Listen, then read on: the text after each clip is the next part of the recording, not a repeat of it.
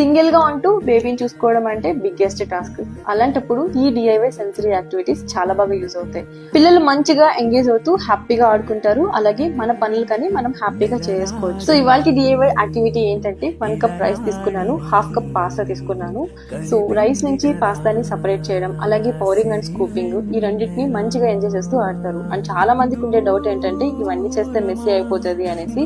But మన పిల్లలు phone and టీవీకి అడిక్ట్ అవ్వడం కన్నా ఇదేం పెద్ద మెస్సీ కాదు కదా. అండ్ ఇంకొంతమంది పేరెంట్స్ ఇలాంటివన్నీ పిల్లలకి ఇస్తే పిల్లలు నోట్లో వేసుకుంటారు అనే భయం ఉంటుంది. అలా చేయకుండా ఉండాలంటే భయం పెట్టండి. భయం పెట్టడం అంటే తిట్టడమో కొట్టడమో కాదు. దాని వల్ల వచ్చే అనార్థాలు ఏంటో క్లియర్ గా ఎక్స్ప్లెయిన్ చేయడం 1-2 సార్లు వాళ్ళకి అర్థమయ్యేటట్లు. అది ఎలాగో కమింగ్ వీడియోస్ లో చెప్తాను క్లియర్ గా. ఐ హోప్ ఈ వీడియో మీ అందరికీ నచ్చిందని అనుకుంటున్నాను. Follow for more such activities. Thank you for watching. See you soon in next video. Thank you.